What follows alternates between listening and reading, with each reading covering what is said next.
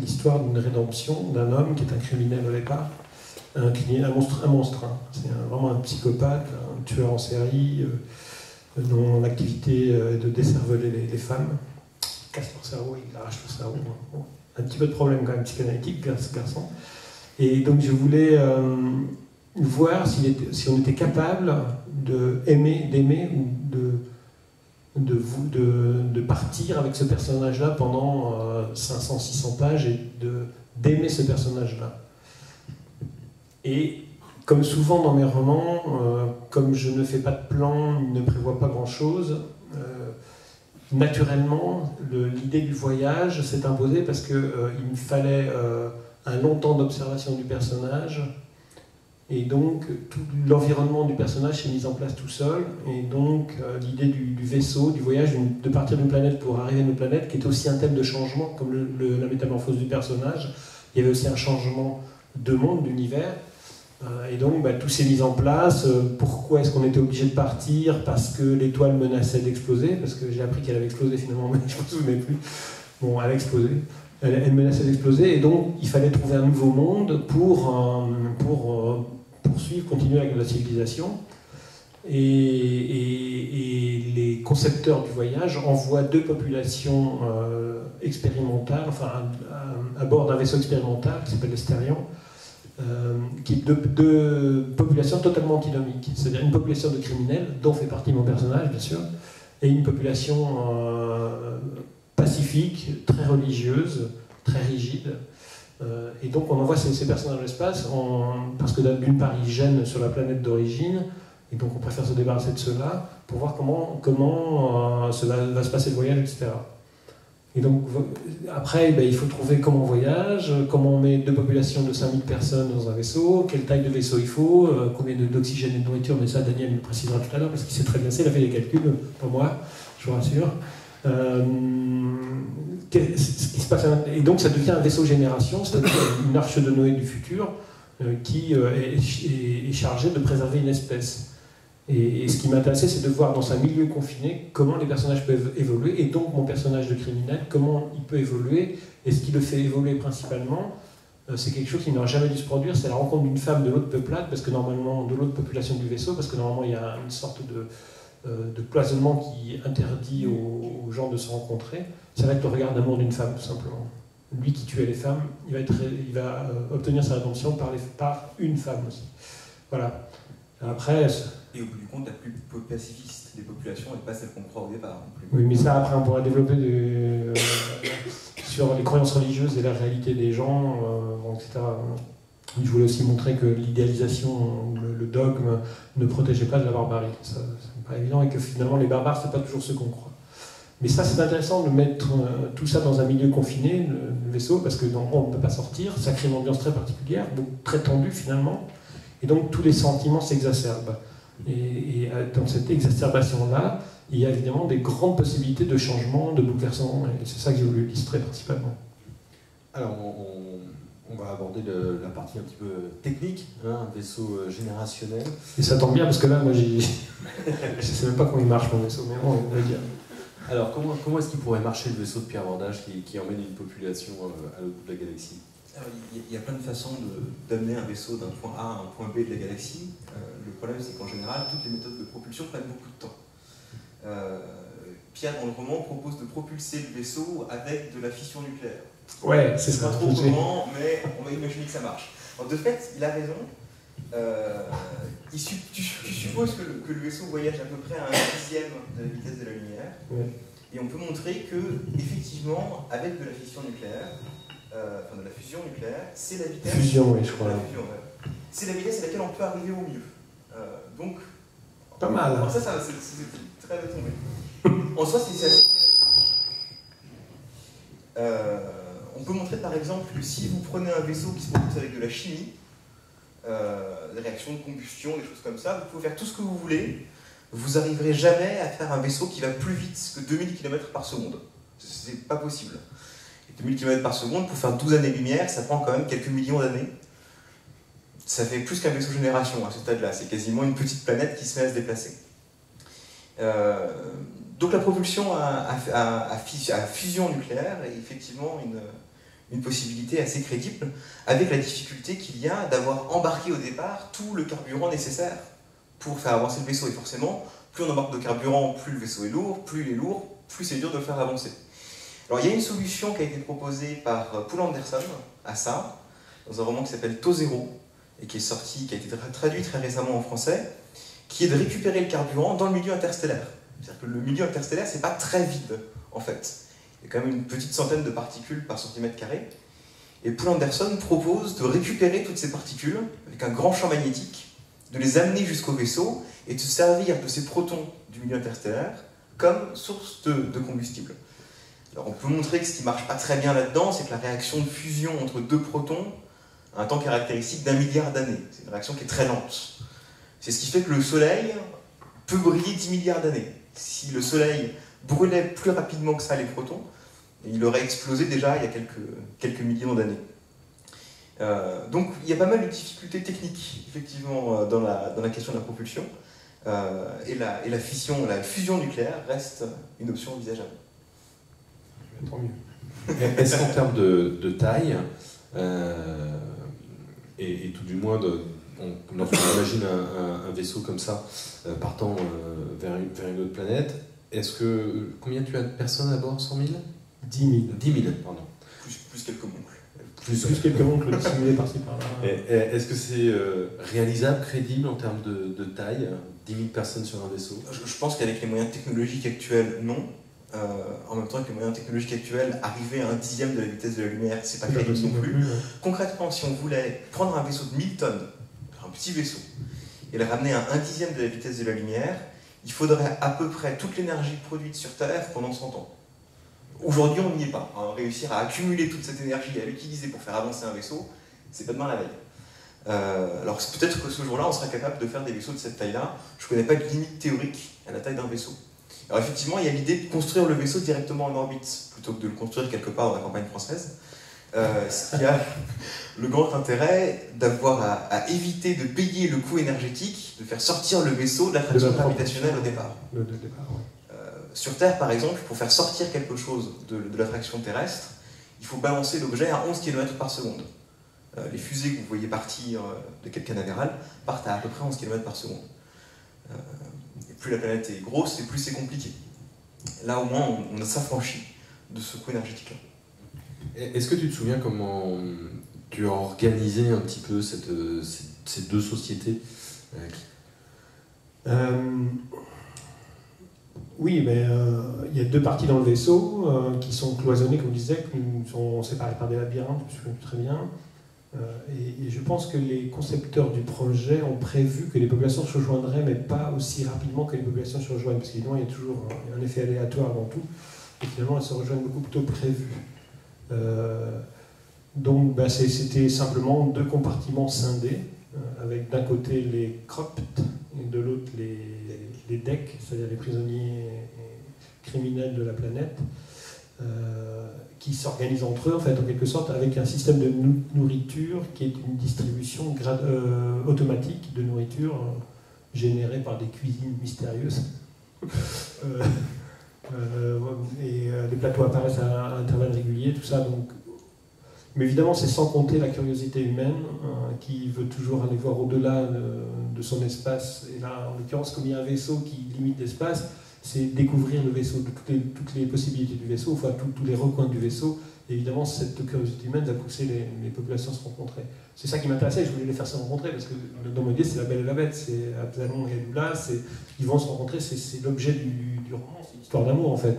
Tous les romans sont des histoires d'amour, y compris des romans de science-fiction. Et celle-là, elle se passe à l'intérieur d'un vaisseau, et je ne voulais pas la faire trop traîner non plus, parce qu'il serait trop vieux à l'arrivée. Ouais, parce que le voyage dure 120 ans, en fait, dans l'espace, ce qui fait assez long. Donc c'est un vaisseau, ça devient un vaisseau de génération, c'est-à-dire qu'il y a plusieurs générations, des mariages qui se produisent, des naissances, et donc un développement de la population. Voilà, je ne sais pas si ça répond à la question. Est-ce que c'est important, quand tu imagines un vaisseau générationnel, d'imaginer le cadre un petit peu, comment ils se nourrissent, comment ils vivent Ouais. Oui, comment tu t'y prends? Parce que toutes les questions se posent, mais c'est de la même façon, un roman de science-fiction, c'est un roman historique aussi.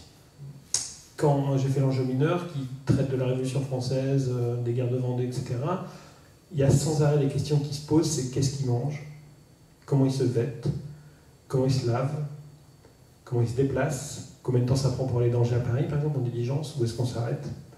Et de la même façon qu'en science-fiction, quand vous créez un cadre, toutes ces questions se posent. Qu'est-ce qu'ils mangent, comment ils dorment, comment recréer un effet de jour artificiel pour différencier jour et nuit, pour avoir des périodes de cycle de sommeil, veille-sommeil, etc. Comment avoir un effet de gravitation pour éviter d'avoir des gens qui flottent Comment éviter les... Alors ça c'est un des problèmes, l'effet de gravitation, c'est-à-dire que normalement il n'y a plus de gravitation dans un vaisseau et donc on flotte. Et donc il faut trouver des systèmes qui sont les GAV. Je ne sais plus si c'est besoin les GAV, c'est générateur artificiel de gravité. Ne me demandez pas comment ça marche, j'en sais rien. Mais ça génère un truc très très dense qui crée une gravité artificielle. Donc toutes les questions se posent. Et au fur et à mesure que les questions se posent, j'essaie d'apporter des réponses puisqu'on est dans un cadre de science-fiction donc, où il y a le mot science et donc on doit être à peu près crédible, doivent à peu près être cohérentes, enfin les solutions. Donc je cherche des solutions les plus cohérentes possibles, bien que ce ne soit pas l'objet principal du roman, parce que l'objet principal du roman, ce sont les personnages, comme tout roman finalement. Mais on les a mis dans un cadre précis. Je ne sais pas si vous envoyez quelqu'un en Amazonie, mais il va se heurter à un paysage particulier, à des conditions particulières, il va falloir qu'il s'adapte. C'est la même chose dans un vaisseau, ce sont des conditions extrêmes, ce qui, comme je disais tout à l'heure, exacerbe les tensions et donc révèle les caractères. Et c'est ça le but principal du roman. Après, tout l'environnement, c'est des questions et des réponses le plus crédibles possible, le plus cohérentes possible, même si on est obligé, par définition, puisque, comme disait Daniel, on n'a pas de vaisseau qui vont à cette vitesse-là, on est obligé d'inventer, quoi. Et je pense que par rapport à ça, l'enjeu de la lecture scientifique, c'est pas de distribuer des bons points ou des mauvais points, ou de dire c'est crédible, c'est pas crédible. Sinon, on va tous traiter c'est pas crédible. Ouais. Bon. Le but, c'est effectivement de voir à quel point est-ce qu'à partir des règles qu'on se donnait au départ, on fait un ensemble qui se tient. Et puis c'est aussi l'occasion de réfléchir à des thèmes qui sont assez jolis en physique, oui. Et d'avoir l'occasion d'aborder comme ça de la vulgarisation. Oui, tout à fait, je pense.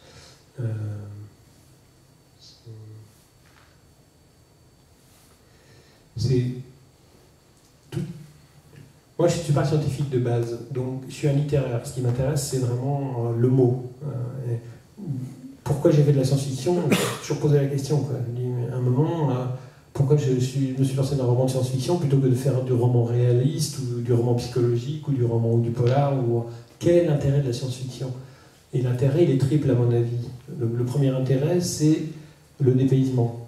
C'est-à-dire qu'on propose au lecteur un merveilleux voyage, un voyage ailleurs, c'est-à-dire décoller du réel. Mon premier livre de science-fiction, s'il m'a plu, c'est Chroniques martiennes, c'est parce qu'il m'a décollé instantanément du réel. Ce type-là, Bradbury, qui est décédé l'an dernier, cette année, je ne sais plus, m'a décollé de mon réel en quelques phrases, quoi. Et ça, j'adore ça, c'est un effet qu'on appelle l'effet vertige, que je recherche beaucoup dans la lecture et dans l'écriture. Premier point. Deuxième point, ça permet de poser des problèmes, parce que le détour par l'imaginaire permet de mieux réfléchir sur le réel. D'ailleurs, aucun autre genre littéraire ne parle du présent. Même les romans réalistes, parce que quand un roman réaliste est écrit, il est écrit au passé déjà. C'est passé. Il faut se projeter dans le futur pour parler du présent, paradoxalement. Et donc, ça amène une réflexion beaucoup plus pertinente sur les problèmes qui traversent notre siècle et notre civilisation. Donc, il y a un effet loupe qui est très intéressant dans la science-fiction, c'est-à-dire qu'on pose la loupe sur le problème, on le grossit, on l'étire, et ça permet de réfléchir et d'amener une pierre à la réflexion. On est dans un siècle où les technologies avancent très très très vite, et où il n'y a plus le temps de la réflexion. Je vois, le débat sur les OGM, il est mal posé, quoi, actuellement, à mon avis. Et il a intérêt d'être posé le plus rapidement possible, et bien, dans tous ses aspects. Et le troisième intérêt de la science-fiction, c'est l'interrogation philosophique. Et celle-là, je pense, enfin c'est mon avis, mais après d'autres auteurs ne partagent pas forcément cet avis, c'est de reposer les questions qui ont déjà été posées dans les mythologies. C'est-à-dire que c'est ces grandes questions humaines qui traversent le temps. Je prends un exemple très simple, hein, c'est le mythe de Gilgamesh, donc un mythe sumérien, un des premiers mythes connus, qui traite simplement l'histoire de l'immortalité. L'immortalité était vraiment un grand thème de science-fiction. Et ce thème-là, il est posé depuis la nuit des temps. L'homme prisonnier de l'espace-temps se demande pourquoi il est prisonnier de l'espace-temps et veut échapper à l'espace-temps. Donc il y a toutes les mythologies qui posent déjà cette interrogation-là. Et donc, cette littérature-là, pourquoi finalement, alors que je ne suis pas scientifique, science-fiction j'aurais pu faire du fantastique ou un autre genre imaginaire, parce qu'elle associe ces trois éléments qu'on ne retrouve dans aucun autre type de littérature, à mon avis. Vous avez toujours un truc qui va correspondre 2 sur 3, mais les 3 sur 3, c'est très très rare, même c'est impossible, dans un autre genre que la science-fiction. D'où sa richesse, et moi je suis un peu éloigné du sujet. Mais... Non, mais c'est très bien. Pour finir de s'éloigner du sujet, alors je me retrouve pas mal dans ce que tu dis, surtout par rapport à la capacité de la science-fiction de ramener auprès du public des thèmes scientifiques qui sont sinon loin de ce qu'on enseigne à l'école et de ce qu'on a l'occasion de voir ailleurs. Et ça me semble extrêmement important de faire en sorte que des thèmes comme la relativité, comme la mécanique quantique, qui sont régulièrement abordés dans les romans de science-fiction, pas toujours correctement, pas toujours rigoureusement, mais peu importe au fond, sont des thèmes qui sont rapprochés du public par cette lecture et par l'utilisation qu'on a faite dans les œuvres. Et je crois que la question philosophique que tu soulevais à la fin, c'est aussi une question qu'on se pose régulièrement en science, et on cherche aussi des formes de réponse à quelques-unes de ces questions. Est-ce que parfois les auteurs de science-fiction apportaient un autre éclairage sur la science? Je triche un peu, on en a parlé ensemble. Ça arrive, bien sûr. Je pense que si on refait la chose historiquement, il faut commencer par parler Jules Verne. Il y a des questions de voyage de la Terre à la Lune et de voyage au centre de la Terre. À l'époque, c'était de la science-fiction. Et il y a effectivement un développement qui va main dans la main parfois de la science et de la science-fiction. Et c'est le cas en particulier du thème des trous de verre, qui sont maintenant très souvent utilisés en science-fiction et qui au départ ont été développés par un astrophysicien américain qui s'appelle Kip Thorne pour donner un coup de main à un ami à lui qui s'appelle Carl Sagan et qui voulait écrire un livre de science-fiction où deux civilisations très distantes communiquaient en s'envoyant des messages dans un trou de verre, pardon, dans un trou noir. Et Kip Thorne a dit à Carl Sagan, ton truc ne tient pas, quelque chose qui rentre dans un trou noir ne peut pas en ressortir plus loin. Par contre, si on prend les équations de la relativité générale et qu'on considère cette distribution de masse, alors on peut imaginer un machin qui va relier deux zones de l'espace-temps. Et c'est comme ça qu'au départ qu'est né le concept de trou de verre. Donc effectivement, des liens et des allers-retours entre science et science-fiction sont relativement monnaie courante. Alors justement, que tu as utilisé, toi, des trous de verre, peut-être peux-tu nous expliquer ce qu'est un trou de verre, et puis après Pierre nous expliquer quand est-ce que tu l'as utilisé. Je ne suis pas sûr de réussir à faire ça très correctement, c'est pas mon domaine d'expertise, donc là, ce que je dis reste sujet à critique. L'idée globalement d'un trou de verre, c'est de réussir à relier par une espèce de court-circuit deux points distants de l'espace-temps. On se rend compte qu'en supposant que l'univers a une certaine forme de courbure, j'imagine que vous avez déjà vu des images comme ça, on imagine que l'univers est courbé, que nous vivons dans l'espace-temps qui correspond à la surface de cette courbure, et qu'il y aurait la possibilité d'effectuer un percement au travers de l'espace-temps pour rejoindre deux points distants dans l'espace et dans le temps par un raccourci. Alors, les trous de verre posent un certain nombre de problèmes. La relativité générale prédit à elle toute seule que ces trous de verre auront une durée de vie extrêmement courte, normalement trop courte pour que quoi que ce soit puisse les traverser. Cette durée de vie est encore raccourcie par la question des fluctuations qui peuvent tomber dans le trou de verre et contribuer à sa destruction. Et la seule possibilité pour réussir à le stabiliser, donc à l'exploiter, ce serait d'utiliser des grandes quantités d'une matière exotique qui aurait une énergie de masse négative. Le problème, c'est qu'on n'a absolument aucune preuve, aucune trace dans l'univers de quoi que ce soit de ce genre-là. Pour l'instant, c'est juste un délire de mathématiciens. Donc qu'on soit clair, c'est ni de l'antimatière, ni de la matière noire, ni de l'énergie noire. C'est encore autre chose. L'autre problème, enfin, quand bien même on serait capable d'avoir cette matière-là, c'est qu'on est complètement incapable d'imaginer comment, même en ayant des stocks de ce truc-là sous la main, on pourrait construire effectivement le trou de verre. Bref, c'est une solution très pratique qui permet de faire plein de choses, entre autres de voyager dans le temps, mais qui pour l'instant reste simplement des équations sur un papier. Comment j'ai utilisé le trou de verre? Le mot, déjà, on a envie de mettre sa tête dedans. Le trou de verre, t'as envie de voir ce qu'il y a dedans, enfin. Même si... Puis comme on fait appel, je pense dans la science-fiction, j'ai l'impression que beaucoup d'auteurs dont je fais, enfin, en tout cas c'est la façon de bosser, je fais plus appel à la culture scientifique ou à la vraie vérification scientifique. C'est-à-dire que le trou de verre évoque des choses pour moi, et je me sers du trou de verre parce que ça m'évoque des trucs marrants qui sont des raccourcis dans l'espace. Après, comment ça fonctionne, j'en sais strictement rien, mais j'ai lu le mot, j'ai lu le concept quelque part, et ayant lu le concept quelque part, j'ai tout de suite envie de l'utiliser. Comme quantique, on a toujours envie de le mettre partout parce que ça fait bien, et puis que c'est pratique. Il y a beaucoup d'incertitudes, donc c'est cool. Mais c'est juste plutôt de la culture scientifique même pas de la culture scientifique, c'est même de la légende scientifique presque. Enfin, c'est-à-dire que c'est pas... Quand je vois trou de verre, je vais pas aller vérifier comment exactement est un trou de verre ou tout ce que tu viens de dire là, mais ça va être ouais, je vais utiliser ce truc-là parce que ça me plaît bien et qu'on en a parlé dans des revues et que ceci et que cela, quoi. Mais après, il y a une grande part d'imaginaire. Forcément, la science-fiction, on est obligé d'imaginer. Comme on le disait tout à l'heure, on n'a pas les vaisseaux spatiaux n'existent pas. Nous sommes pour l'instant, paraît-il que des hommes ont mis le pied sur la Lune en 69, c'est très controversé. Mais ouais, voilà, on a été sur la Lune, c'est notre satellite, c'est à peu près tout ce qu'on a fait. La prochaine colonisation, c'est Mars. On a quand même réussi à balancer des sondes sur Mars. Oui, des sondes sur Mars, mais enfin...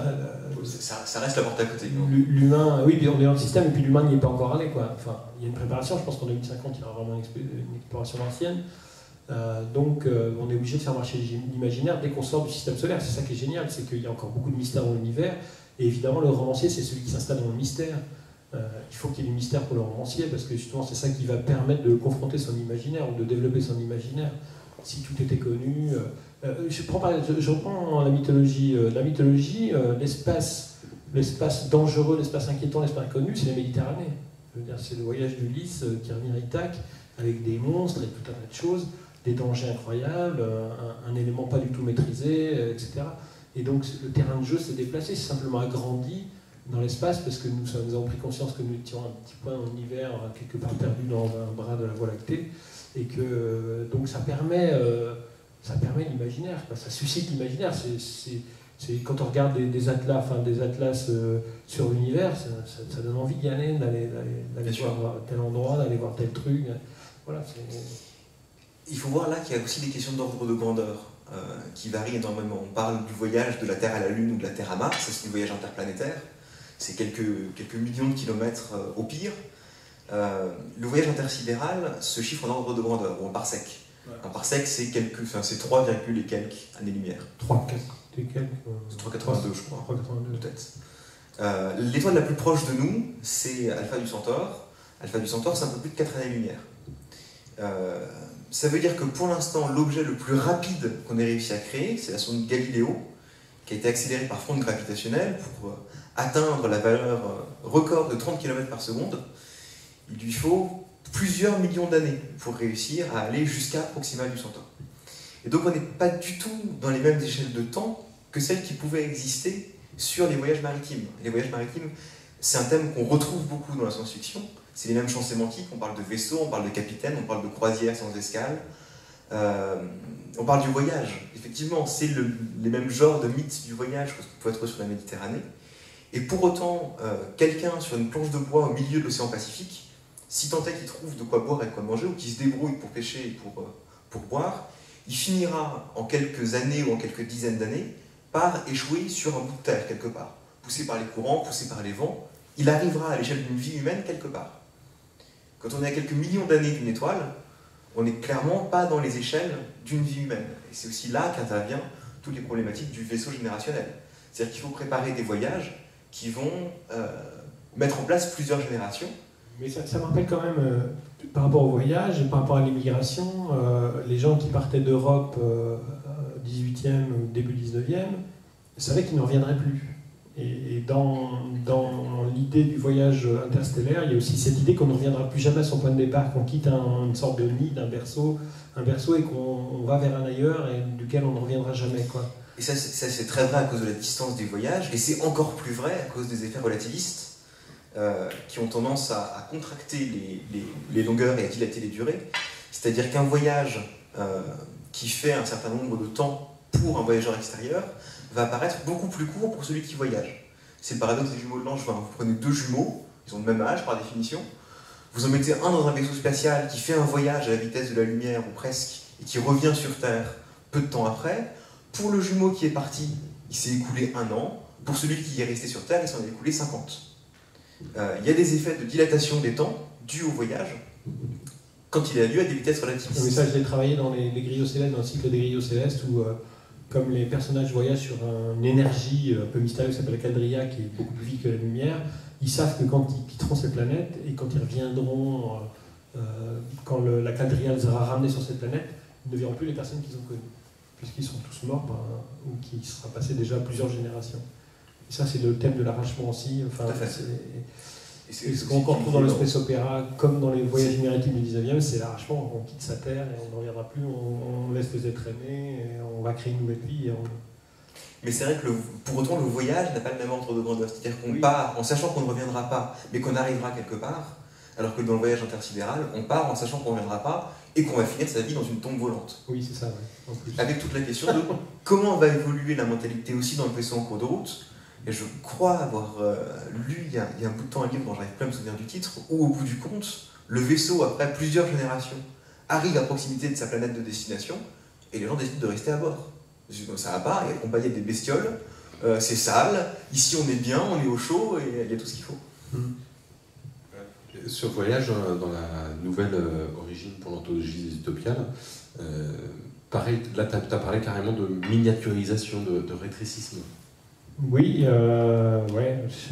Pourquoi j'ai fait ça moi, déjà Plus il s'approche de la vitesse de la lumière. Et, Voilà, la nouvelle raconte l'histoire d'un équipage qui est envoyé pour à l'origine, c'est-à-dire au Big Bang, et donc qui va peu à peu se rétrécir. Je vais me faire allumer par le physicien. Qui va se rétrécir de plus en plus et devenir le point primordial de l'explosion. Et les personnages, eux, vivent cette miniaturisation de façon tout à fait naturelle, parce que pour eux, tout reste à échelle. Bon, c'est très, très improbable ce que j'ai fait.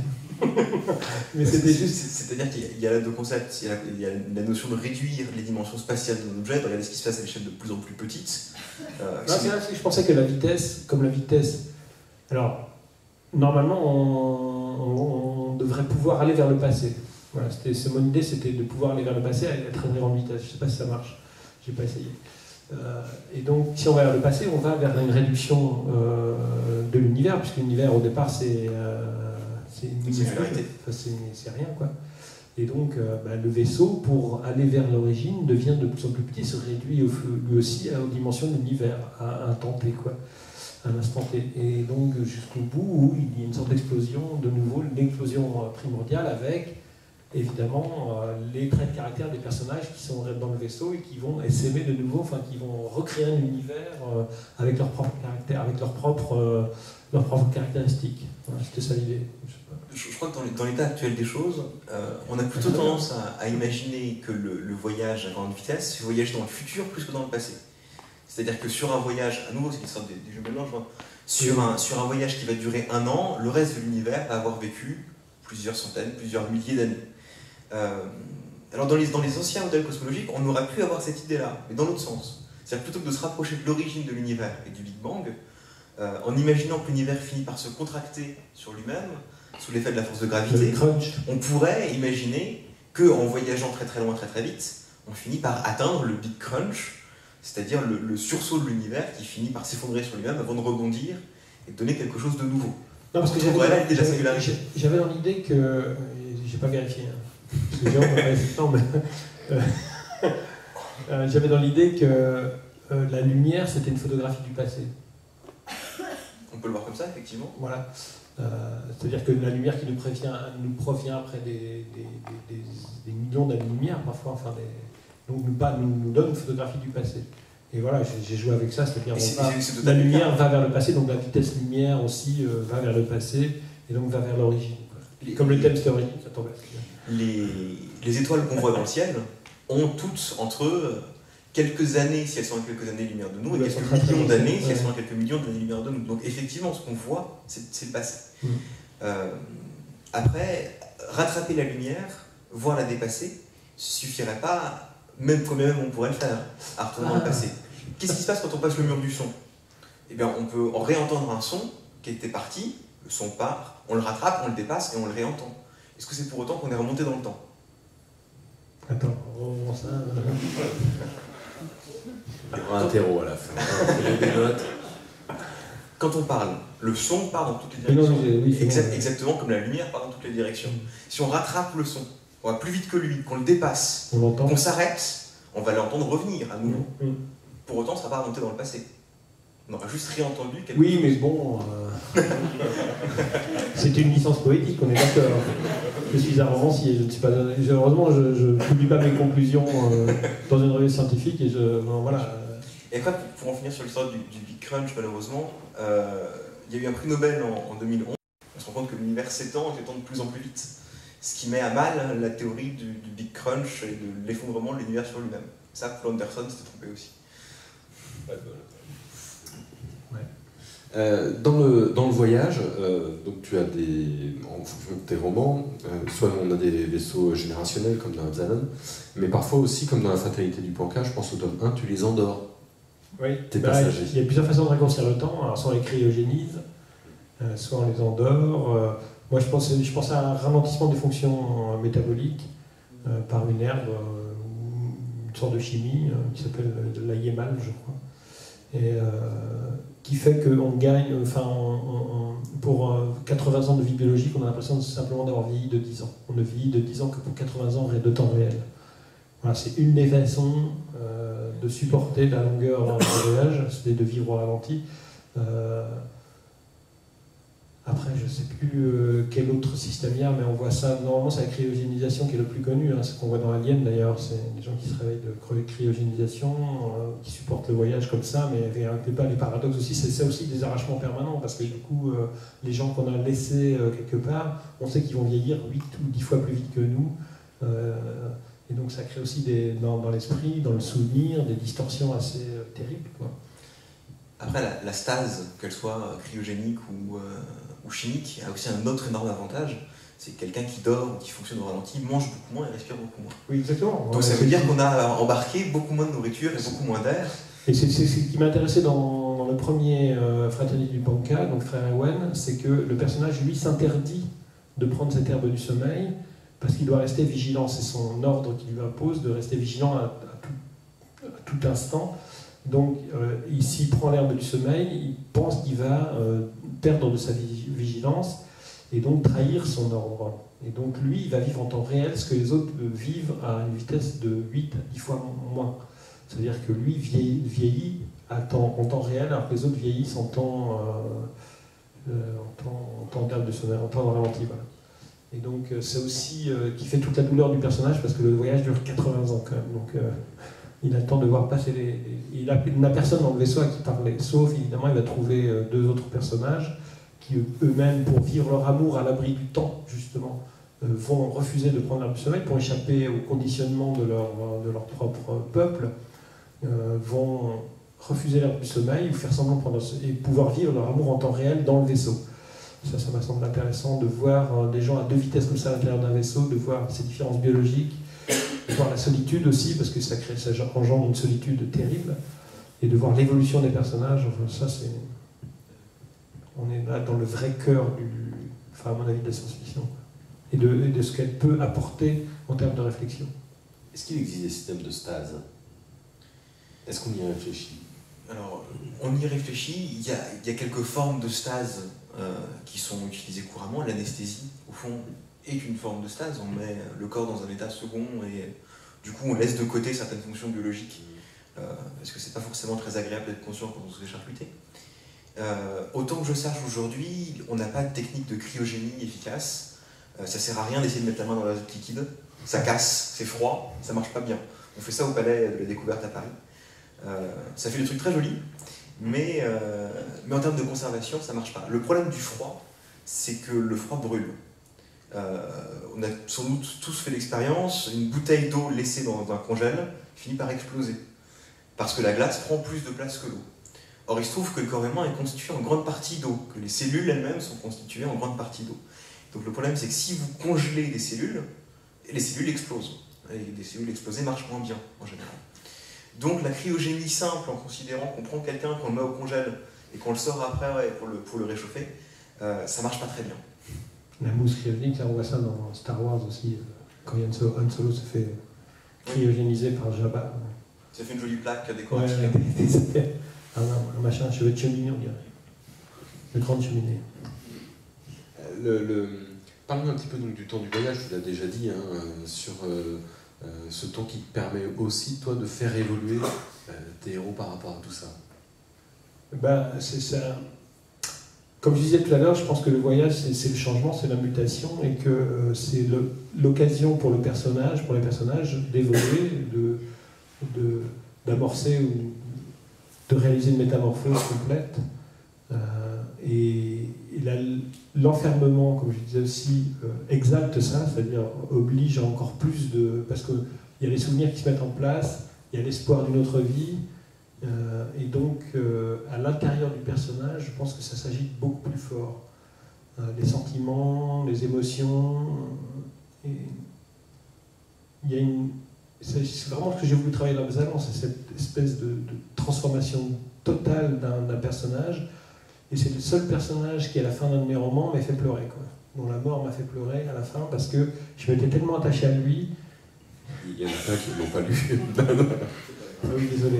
Mais au bout de 120 ans, vous pouvez imaginer que... mais c'est vrai que j'ai écrit il y a tellement longtemps que j'ai l'impression que tout le monde l'a lu, mais en fait, c'est faux.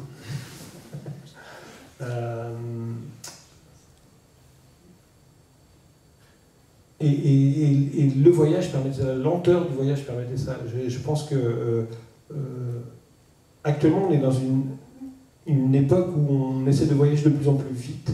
Et souvent, quand vous regardez les récits médiévaux sur le voyage, qui se faisait à cheval ou à mulet ou à pied, où les gens avaient vraiment le temps de se transformer, parce que le voyage prenait du temps. Le voyage obligeait à réfléchir sans cesse. Et dans le voyage spatial, on retrouve ces conditions-là, c'est-à-dire que le temps permet la réflexion. Si vous prenez le TGV entre Angers et Paris, vous n'avez pas tout le temps de réfléchir, juste le temps de lire un journal et puis vous êtes arrivé à Paris. Si vous preniez l'Orient Express jusqu'à Vladivostok, déjà beaucoup plus de temps de réflexion. Donc le voyage est un moment privilégié pour moi, de transformation, d'ouverture d'esprit, de rencontre, de bousculement de la vie quotidienne, enfin, etc. C'est une adaptation. Le voyage nécessite une adaptation permanente par les nouveaux paysages qu'on voit, les nouvelles personnes qu'on rencontre, les conditions de vie, et donc oblige à une évolution. C'est un des grands intérêts, à mon avis, du voyage.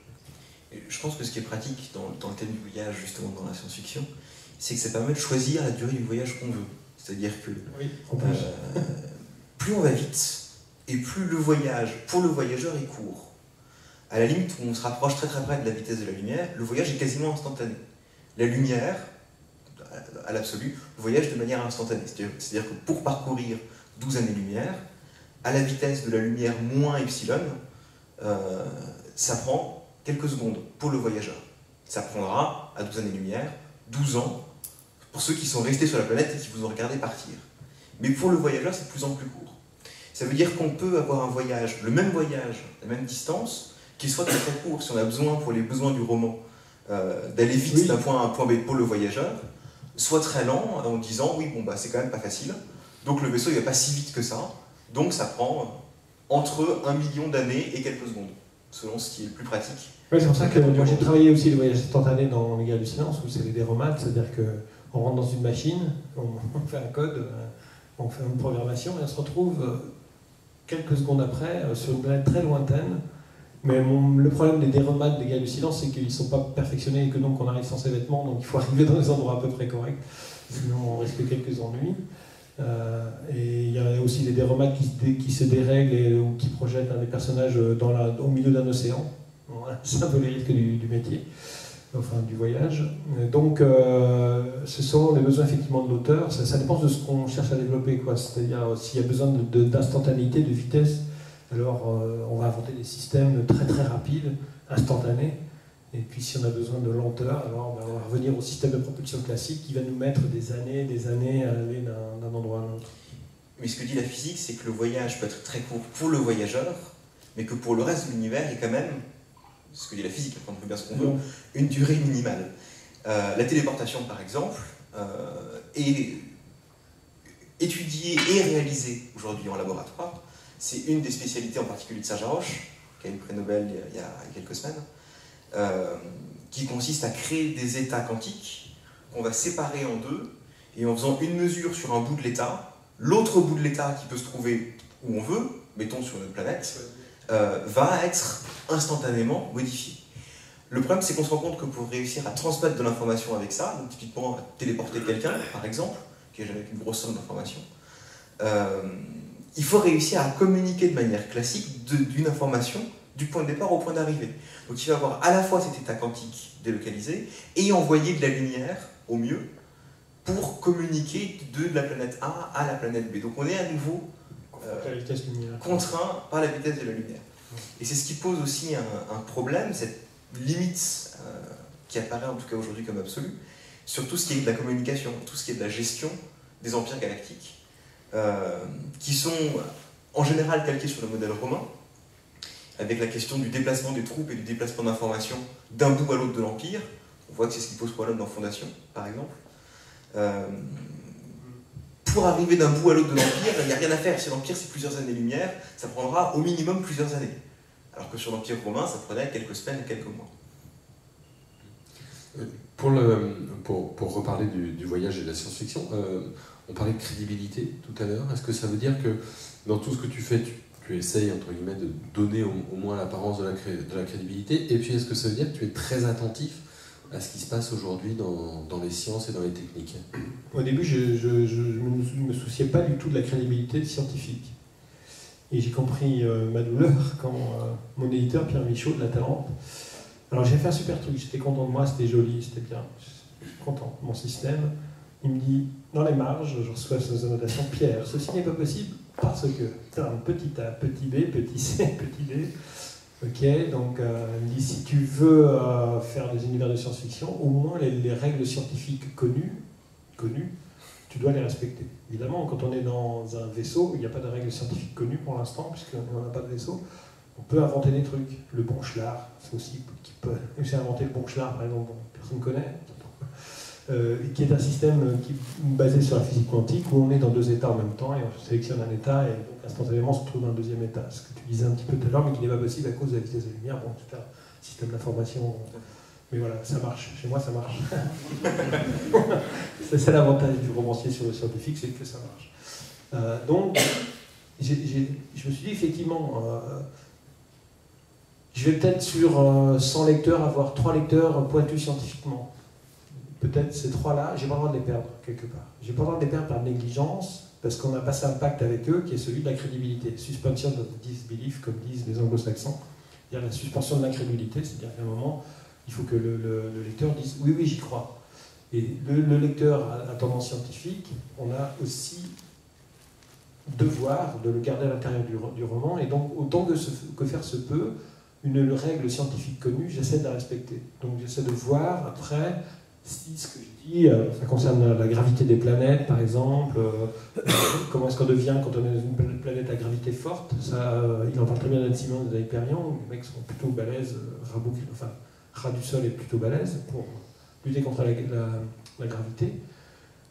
Donc j'essaie de m'informer pour dire le moins de bêtises possible. Mais après, quand j'estime que la science s'arrête à une certaine limite, puisque voilà, eux ils sont tenus par des résultats, enfin, ou par des théories, ou par des ensembles cohérents, etc. Et que quand j'ai besoin de quelque chose pour moi illustrer mon roman, je le prends sans problème. Et je dis voilà, c'est telle loi de machin, bon, on s'en fout. Et là, je pense que la crédibilité fonctionne très bien, parce que du coup, sur les autres règles scientifiques connues, si j'ai été réglo, si j'ai été rigoureux, voilà, c'est une question de rigueur, quoi. Si j'ai été rigoureux, ça passera beaucoup mieux. Et je pense que les constructions imaginaires, plus elles vont dans l'imaginaire, plus elles exigent de la rigueur.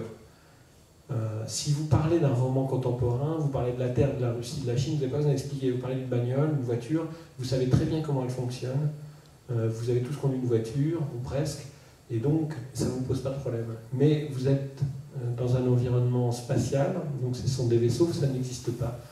Donc il faut donner de la crédibilité. Pour gagner cette crédibilité, garder cette crédibilité, c'est-à-dire ne pas faire sortir le lecteur à un moment donné parce qu'il va se dire il y a quelque chose qui déconne, je vois pas comment, il y a quelque chose qui ne va pas dans son truc.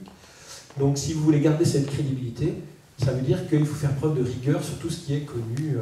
Bon, c'est vrai que dans un vaisseau normalement on flotte, bon, voilà, des générateurs de gravité artificielle, ouais, pourquoi pas. On ne sait pas trop comment ça marche, mais bon, on accepte le principe-là. Et si on a été rigoureux, je pense que ça passe très très bien. Je crois que la question, effectivement, elle est plus dans la cohérence que dans l'ancrage rigoureux aux théories scientifiques actuelles. Je crois que même le lecteur scientifique, tout cas le lecteur scientifique que je peux être, cherche pas à tout prix à dire ça c'est bien, ça c'est pas bien, à distribuer des bons points. Ça marche ou ça marche pas. Sinon, ce serait très triste, ce serait pas du tout drôle de lire de la science-fiction. Je crois effectivement que l'enjeu, c'est de se donner un jeu de règles au départ, ouais, et d'essayer de s'y tenir de manière à peu près logique et cohérente. Et si ces jeux de règles sont éventuellement en contradiction avec ce qu'on connaît aujourd'hui, tant pis, c'est effectivement la suspension temporaire de la crédulité, qui consiste à dire j'accepte, en lisant ce livre, de me plonger dans les règles de l'auteur.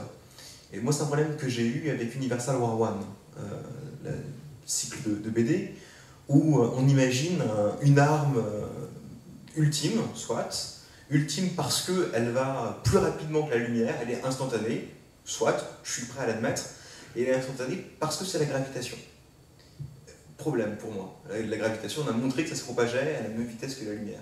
Je suis prêt à accepter sans problème jusqu'à ce qu'on me dise c'est une arme ultime qui marche instantanément, mais effectivement, quand on se met en opposition directe avec quelque chose, avec le scientifique, c'est plus problématique. Ça n'empêche pas d'avoir du plaisir à lire l'ouvrage. Mais il y a là un problème de cohérence, davantage. Ouais. De toute façon, je pense que tout auteur d'imaginaire, alors on parlait fantastique, on parlait fantasy, science-fiction, il y a souvent d'ailleurs des univers croisés, hein, les frontières sont pas aussi poreuses que ça, mais tout auteur d'imaginaire est tenu à une cohérence, d'une façon ou d'une autre. Si vous créez un empire dans un monde de fantasy, il va falloir être cohérent avec cet empire, avec cette organisation, avec des déplacements, avec tout pareil. Parce que sinon ça ne fonctionnera pas. C'est pas parce qu'on a un univers de magie qu'on peut dire n'importe quoi, c'est pas parce qu'on est dans l'imaginaire qu'on peut dire n'importe quoi, qu'on peut partir dans tous les sens. Parce que souvent les gens ils passent... Dans les salons c'est très, très marrant, quoi. Parce que des salons généralistes comme Le Mans, il y a quelques quinzaine de jours, les gens passent et puis... Ils arrivent dans le rayon, ils voient des livres un peu comme ça, là, colorés, avec des petits dessins partout, et ils font un grand détour. Comme si, d'un seul coup, ils allaient entrer dans un truc un peu bizarre et dangereux, où on dit absolument n'importe quoi, avec des orblubes partout, enfin, un truc... parce qu'ils ont l'impression que l'imaginaire, c'est n'importe quoi. Or, ce que je disais tout à l'heure, c'est une richesse inouïe, quoi. Je veux dire, quelqu'un qui passe à côté d'un rayon de science-fiction par principe, parce que ça n'existe pas, c'est de la connerie, ça me fait peur, et bien il passe à côté des richesses, parce qu'il y a énormément de grands textes de science-fiction, et comme je disais, c'est vraiment des pierres apportées à la réflexion humaine, au développement des civilisations, enfin tout ça, ça brasse une grande échelle, c'est énorme. Et donc, il faut rentrer. Alors moi, en tant qu'auteur, quand je vois ces gens-là qui passent, qui n'aiment pas dans le principe la science-fiction, qui font un grand détour, qui passent le nez, ou je sais quoi, si un jour j'ai la chance, par une médiathèque, par une bibliothèque, par n'importe quoi, par un concours, il y a des gens qui ont lu certains de mes bouquins parce que ça faisait partie d'une sélection d'un concours, des prix du comité d'entreprise, donc ils ont été obligés de le lire si vous voulez participer à la sélection. Et ils sont venus me voir parce que j'ai rencontré ces lecteurs pas du tout habitués à la science-fiction, que j'ai rencontré ensuite pour le prix, et qui m'ont dit ben voilà, on ne connaissait pas, on ne savait pas, on ne pensait pas que c'était ça. Ben oui, donc voilà, il faut rentrer dedans, et si moi j'ai la chance de capter celui-là, j'ai pas le droit de le perdre par une paresse, par un manque de rigueur, parce que j'ai été négligent sur tel ou tel détail, parce que j'ai pas été assez bon avec mes personnages, parce que les gens recherchent, nous sommes des humains, nous parlons aux humains, nous parlons d'êtres humains et des problématiques humaines. Donc, moi, en tant qu'auteur, j'ai cette rigueur-là, au moins, que je fasse de la fantaisie, de la science-fiction ou du fantastique, c'est de dire, je vous parle, et j'essaie de faire en sorte que vous entriez dans mon univers, quoi. Et ça passe par la rigueur, je pense. Une petite question scientifique, pourquoi est-ce que tu lis de la science-fiction et que tu apprécies le genre? Parce que c'est un geek. Je crois effectivement qu'il y a le plaisir du dépaysement à travers de la science-fiction, du fait d'aborder des questions qu'on se pose parfois dans la vie de tous les jours et de les voir sous un autre jour que celles sous lesquelles on les aborde habituellement. Effectivement, un livre, c'est un peu un laboratoire aussi pour les relations humaines. On met des personnages dans une situation, on voit comment ils évoluent, on voit comment évoluent les relations entre eux. Et la science-fiction permet sur le plan humain de mettre ces relations dans des conditions expérimentales particulières. C'est vrai qu'on y traite aussi souvent des thèmes scientifiques et physiques en particulier, et que c'est toujours rigolo de se retrouver dans un livre des choses qu'on a apprises, sur lesquelles on a travaillé, sur lesquelles on a passé du temps, et de se dire tiens, là, Scott Card parle de décalage temporel, c'est les jumeaux de Langevin, c'est rigolo, j'ai fait ça en cours la semaine dernière. Il y a aussi le plaisir de retrouver, le plaisir intellectuel, de retrouver des concepts, des notions actuelles. Et puis il y a aussi cet aspect dont on parlait au départ, de la façon dont la science-fiction arrive à faire passer au public et à faire passer dans la culture commune un certain nombre de découvertes récentes. Et ça me semble très important. Je pense qu'il faut que la culture commune s'empare de découvertes scientifiques pour faire monter le niveau scientifique commun et faire en sorte que des découvertes au-dessus de ce niveau puissent être faites. On ne peut pas imaginer la physique quantique ou la relativité générale quand on est quelques siècles avant Jésus-Christ et qu'on imagine que la Terre est le centre de l'univers. C'est pas possible de s'élever à ce niveau de compréhension-là en partant de trop bas. Et je pense que la science-fiction a un rôle très important à jouer là-dedans. Et ça fait partie du plaisir que moi j'ai à la lire. On arrive un petit peu au bout de notre heure. Y a-t-il des questions? Est-ce que les notions scientifiques vous avez loupées comme les jumeaux ou des choses comme ça? Vous avez le droit de le dire. Ou des questions à Pierre Bordage? Oui? Non? Non, ça va. Tout va bien? Tout le monde a tout bien compris? Vous êtes sûr? En tout cas, voilà, par rapport à ce que tu disais, ce qui m'intéresse dans la science-fiction, avec ces notions scientifiques, c'est évidemment le centre de l'univers s'est déplacé et qu'il y a comme une nécessité de remythologiser les choses. Et je pense que c'est une littérature finalement à visée mythologique qui tient compte des nouvelles avancées scientifiques, à mon avis. Je sais qu'il y en a qui ne sont pas d'accord avec ça, mais je pense que le socle, il existe depuis la nuit des temps. Le socle de narration, le socle narratif sur lequel on a installé, il est là par Homère, il l'a déjà installé, enfin bon, tous les mythes les ont installés, et puis il y a des nouvelles découvertes qui font que l'intérêt se déplace un peu, les choses s'élargissent, comme tu disais, la vision devient plus globale, et donc il y a une nécessité de réécrire les choses, et par le biais de la fiction qui est...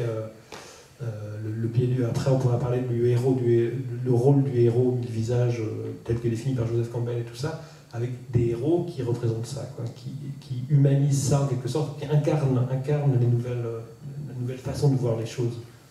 Je crois effectivement qu'on retrouve à la fois dans la mythologie ancienne, dans la science-fiction comme mythologie moderne, et dans la science un certain nombre de questions communes, des questions par rapport au temps, par rapport à l'existence et à l'espace.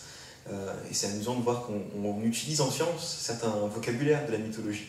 Il y a un mécanisme de refroidissement des atomes qui s'appelle l'effet Sisyphe.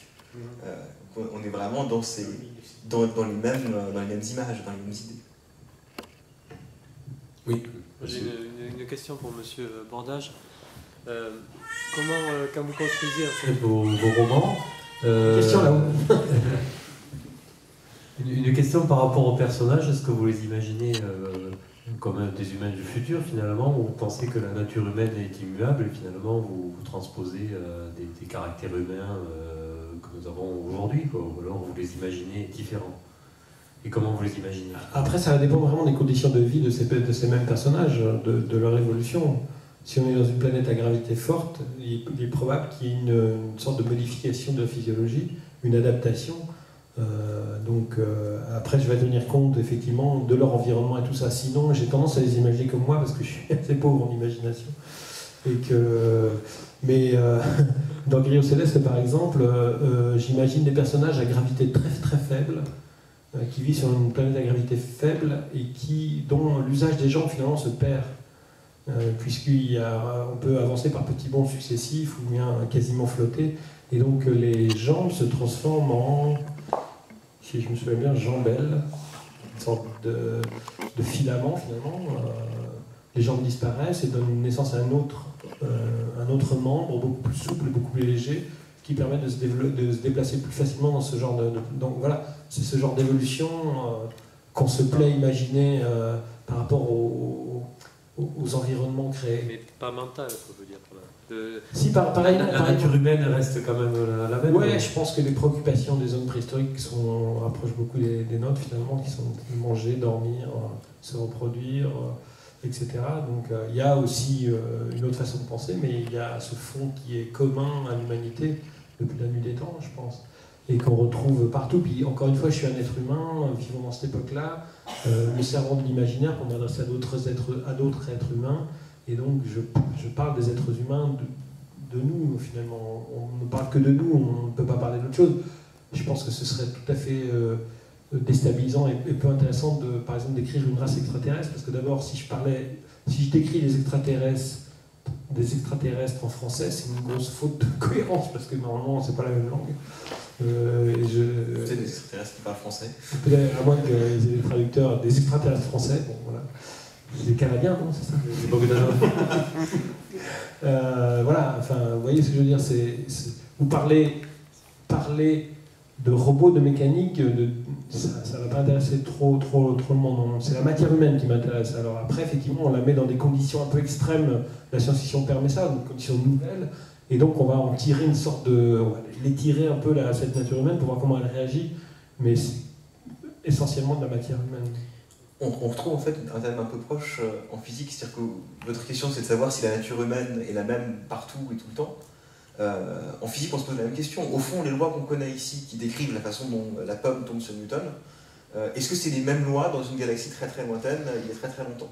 On n'en sait rien, on n'était pas là pour le voir.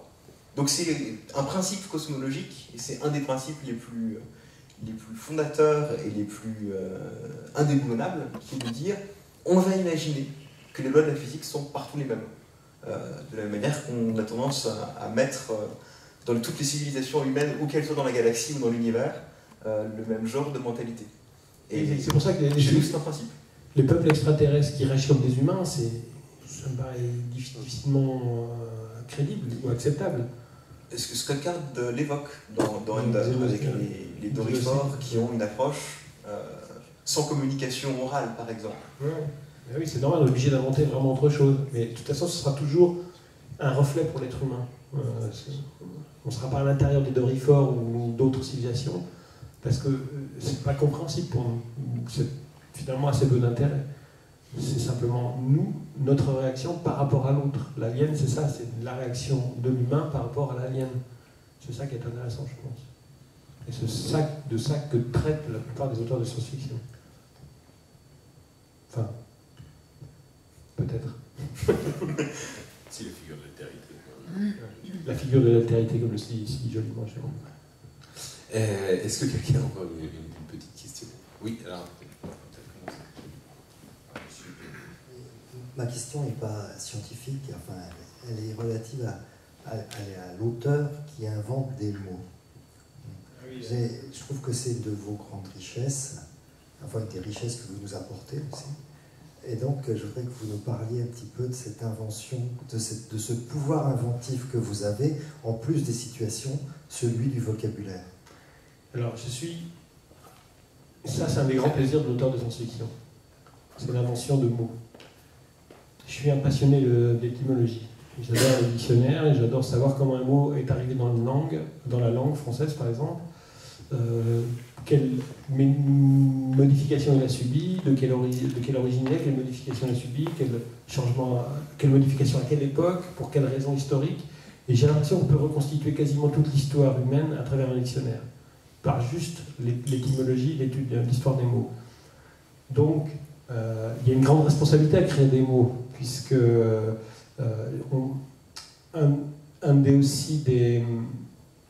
comment dire ça, je trouve pas le mot, mais les auteurs de science-fiction sont souvent tentés, une des tentations des auteurs de science-fiction, c'est de faire du mot pour du mot, c'est-à-dire faire un mot qui sonne étrange. Et ça ne marche pas. Pour moi, ça ne marche pas.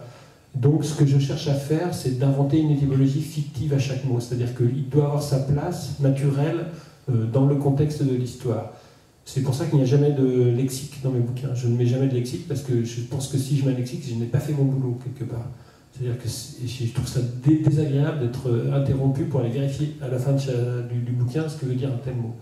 Donc j'essaie de faire en sorte que le mot passe dans le contexte, et pour ça je lui invente une étymologie fictive. Ouais. Je lui invente une histoire. Même chose pour les noms, parce que les noms de personnages ne sont pas forcément gratuits. Il n'y a rien qui m'agace plus que de voir des assemblages de X et de Z pour un nom de personnage du futur, parce que c'est comme ça que ça doit être. Et j'essaie de voir comment les noms des noms pourraient essaimer dans la galaxie si nous avions le secret du voyage dans l'espace. Il y a comme une majorité d'Indiens, une majorité de Chinois, et il est très probable qu'on trouverait une grande majorité de noms indiens et chinois dans la galaxie, déformés aussi, puisque évidemment ça se déforme. Je travaille tout ça comme ça, c'est-à-dire c'est aussi fait partie de la rigueur et de la cohérence, je pense. C'est-à-dire que rien ne doit être purement gratuit, parce que si de temps en temps je m'en paye un petit, juste pour plaisir. Mais globalement, voilà, il doit y avoir une justification à chaque mot inventé, et ça, c'est un immense plaisir à faire. C'est vraiment créer du vocabulaire, c'est une vraie jubilation. J'ai beaucoup aimé faire ça dans un livre de fantasy, de fausse fantasy, qui s'appelle Les Fables de l'impur, où les personnages ont un langage dégénéré, donc j'ai fait un mélange de patois vendéen, patois pyrégourdin, plus inversion grammaticale, invention lexicale. Par exemple, quand vous régressez vers l'animalité, vous perdez votre individualité, puisque c'est l'instinct qui reprend le dessus, et donc au détriment de l'individu. Donc le pronom personnel a beaucoup moins de raisons d'être que dans notre propre système de communication, où on affirme le jeu, l'individualité. Alors je déplace le pronom personnel et je le mets en queue de verbe, comme s'il avait moins d'importance, et en queue de verbe avec une apostrophe. Ça veut dire qu'il va se détacher peu à peu, il commence à se détacher du verbe. Au lieu de dire je marche, ils disent marchais-je, ce qui n'est pas agréable à prononcer en plus. Et donc, on sent que ce jeu va complètement disparaître quand le personnage sera retourné à l'animalité complète. Voilà. Alors, c'est ce genre de réflexion que je mène pour tout ce qui est vocabulaire ou invention grammaticale, ou ce genre de choses. Et c'est vraiment plaisant à faire. C'est plaisant à lire. Ah, merci. J'ai un projet un jour d'écrire un livre dictionnaire, c'est-à-dire raconter une histoire uniquement par la définition des mots. Bon, c'est un trop gros boulot, donc je recule beaucoup. J'attends d'être à la retraite, mais vous voyez ce que je veux dire, comme j'ai vu comment les mots se répondaient dans le dictionnaire les uns aux autres et comment ils formaient une sorte de trame assez incroyable avec toute l'histoire en gemme, je me dis, on peut raconter toute une histoire rien qu'en définissant les mots. Autre question? Moi j'ai une question plus pour le scientifique, c'est-à-dire que on voit que les romanciers utilisent vraiment la réalité pour créer les romans, donc les lois scientifiques et tout ça, mais je voulais savoir si les scientifiques, eux, se basaient sur les romans de science-fiction pour développer des théories. Par exemple, j'imagine que la téléportation, ça a été... le scientifique a dû travailler dessus après avoir vu Star Trek, j'imagine. Alors, je ne sais pas exactement historiquement comment est-ce que ça s'est fait, mais forcément, bien sûr, on est inspiré par ces thèmes-là. On parlait au début de la table ronde des trous de verre. La réflexion autour des trous de verre a été inspirée au départ autour de la réflexion autour d'une œuvre de Carl Sagan, de science-fiction, où il cherchait un moyen de communiquer d'un bout à l'autre de la galaxie plus rapidement que la lumière qui ferait tout le tour pour aller du point A au point B. Donc il y a effectivement un va-et-vient comme ça, et pour donner un autre exemple, il y a une équipe de l'université Paris 7 qui a créé un surf à lévitation magnétique.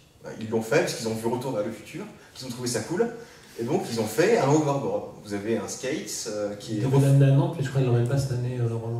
Pardon ? Le skateboard, il devait l'emmener à Nantes, aux Utopiales, mais je crois qu'il ne l'emmène pas finalement. Je ne sais pas s'il va faire ça, j'imagine qu'à terme... Oui, ça devrait se faire, ouais. Et donc c'est un skateboard avec des pastilles de supraconducteurs dedans, qui sont refroidies à l'azote liquide, sur un rail d'aimant. Pour l'instant, c'est effectivement contraint à se déplacer sur un rail.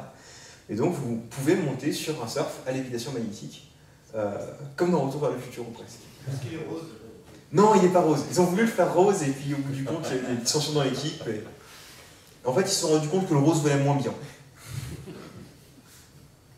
Le rose vole moins bien. Est-ce qu'il y a d'autres questions?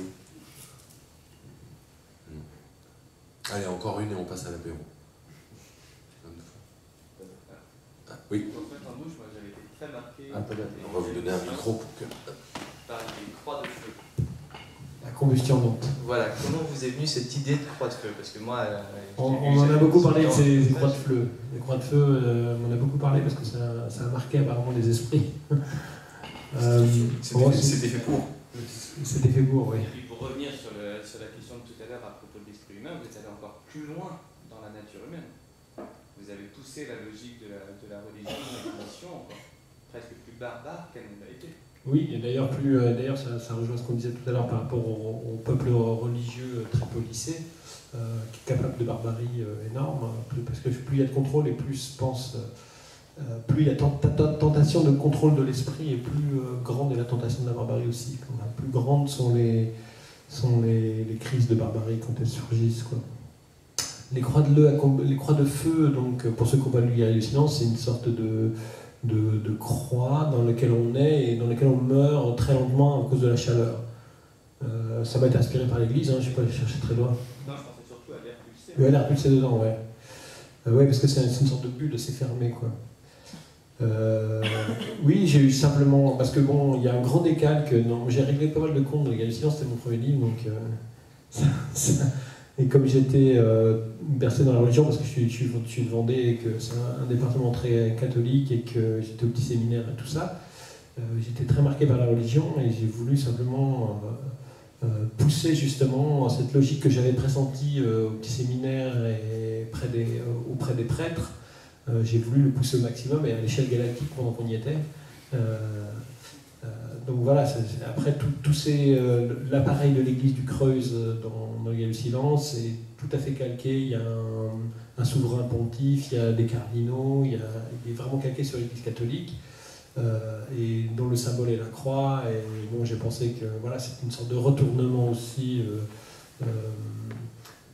de faire en sorte que les condamnés par cette église soient condamnés au supplice de la croix de feu à condition lente. Mais je ne suis pas complètement certain que ça pousse beaucoup plus loin ce qui a été fait par l'Inquisition. Je pense qu'au fond, c'est juste des moyens technologiques différents à deux époques différentes. Et je ne suis pas certain que si l'Inquisition a mis des croix de feu à disposition... Échelle et moyens technologiques, quoi, voilà, c'est ça. Échelle et moyens technologiques. D'ailleurs, pour les Guerriers du silence qui va apparaître en version numérique, les éditions d'Attente m'ont demandé de faire un petit texte qui sera offert en plus de l'édition numérique. Et j'ai justement raconté l'histoire de la première rencontre entre Paminx, de ce qu'a dit Poneros, et le Buffy de l'Église, et leur espèce de pacte qui passe, et justement la naissance ou l'arrivée de l'Inquisition mentale. Voilà. Ça donne envie d'acheter. 12 novembre. C'est fait pour. La sortie, la disponibilité, c'est 12 novembre. 12 novembre. Donc, il y a ce petit texte qui sera offert en supplément. Mais moi, je suis un peu obsédé par l'idée, par l'aspiration spirituelle de l'être humain, auquel je crois beaucoup. Je crois à l'aspiration spirituelle, je ne suis pas athée du tout. Et la différence entre l'aspiration spirituelle personnelle et les appareils ecclésiastiques qui sont là pour briser les aspirations personnelles. Et c'est cette grande différence-là que j'ai trouvée parce que je pense que quand j'étais tout petit, j'avais des aspirations un peu mystiques. Et donc ça s'est traduit pour moi par, tu vas au petit séminaire, alors tu vas devenir prêtre, et pendant 4 ans, je pense que les prêtres se sont acharnés à casser cet élan mystique, parce que évidemment un mystique c'est quelqu'un qui va vers sa liberté personnelle et que la religion ne tolère pas, parce que la religion, elle, ce qu'elle veut, c'est tenir des fidèles sous sa coupe. Donc par un ensemble de dogmes, de préceptes et de conditionnement social.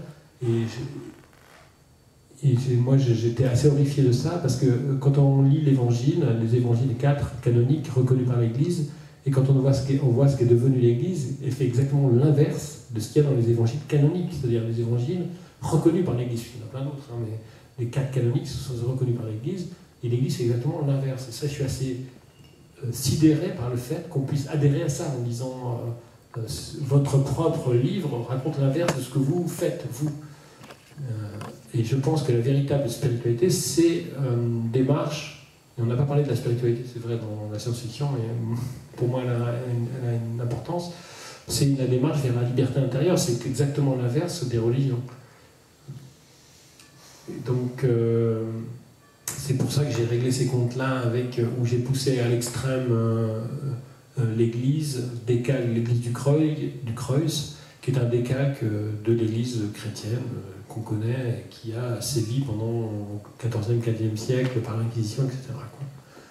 D'ailleurs, qui est très bien décrite par Valerio Evangelisti dans Nicolas Emmerich, Inquisiteur, qui sont des livres de science-fiction avec un personnage d'inquisiteur. Et qui ressort en ce moment aux éditions La Note. Y a-t-il une autre question?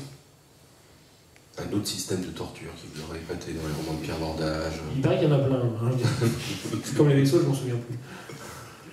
J'ai une petite question qui n'a rien à voir, en fait, c'est sur un genre de science-fiction. Votre point de vue sur l'Uchronie. Alors là, Jérôme peut vous en parler, parce que c'est toi qui organise le prix Uchronie. Le prix ActuSF de l'Uchronie. L'Uchronie, c'est une hypothèse sur le passé. Donc c'est aussi une littérature d'hypothèse, et si on change un point du passé, ça nous change notre présent.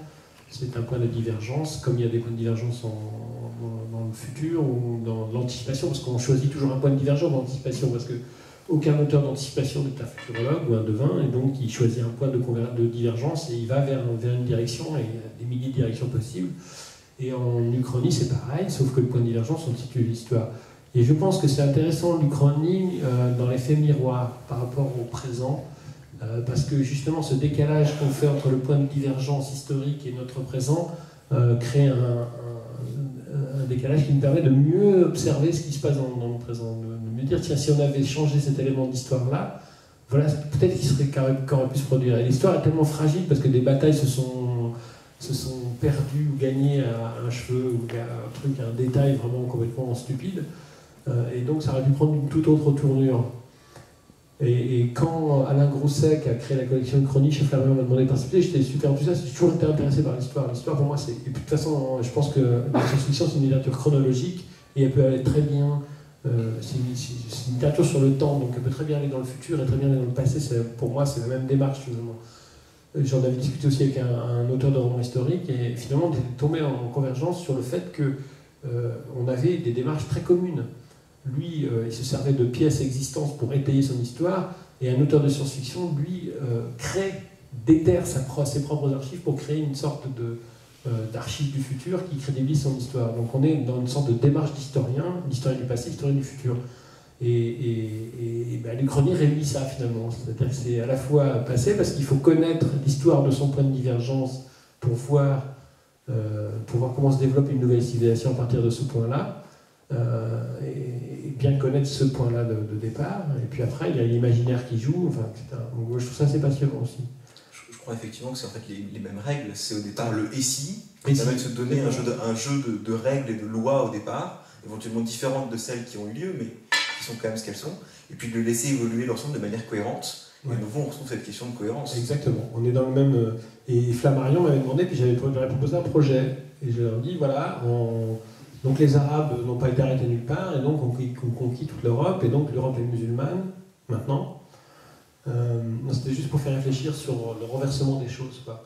Et il y a quand même des minorités catholiques qui sont un peu activistes, qui se font exploser dans les mosquées, ou devant les mosquées, etc. C'était pour tout renverser. Je voulais justement montrer qu'un islam tolérant aurait pu s'installer, par exemple, sur la base du soufisme, et que ce soit les chrétiens qui soient les terroristes et tout ça. Ils ont refusé le projet. Ils ont dit, on vous trouve pas trop d'emmerde. Philippe Cadic qui a bien imaginé que c'était les nazis qui avaient gagné. Hein. Oui, c'est Maître du Haut-Château, c'est une des Uchronies les plus célèbres. La plus célèbre. Et d'ailleurs avec un twist de finale, finalement, il y a l'histoire aussi de raconter des histoires, mais ça n'a pas de fin en fait. Y a-t-il une autre question? Mais l'Uchronie, c'est un superbe genre, je trouve. Jérôme, tu vas t'en parler, parce que toi qui as organisé le prix ActuSF de l'Uchronie. Si on aime un petit peu l'histoire, c'est un genre merveilleusement riche, quoi. Parce qu'il y a un maximum de possibilités. Et voilà, il y a un jeu intellectuel qui dit des choses sur nous, qui est juste fantastique. Et en France, c'est un genre qui se développe plutôt pas mal, plutôt vite. En revanche, on peut se faire accuser de révisionnisme, comme ça m'est arrivé une fois, une journaliste du Figaro qui me dit « Vous êtes un révisionniste !» Il dit « Il est marqué roman d'Uchronie en dessous », donc ça n'a rien à voir avec le révisionnisme, hein. C'est vraiment une hypothèse différente. Un jeu d'hypothèses. Bien, je vous propose de faire peut-être un saut quantique vers le buffet et vers les dédicaces. Merci aux intervenants, merci à la médiathèque, puis merci à vous. Merci à Pierre et à Daniel. Merci.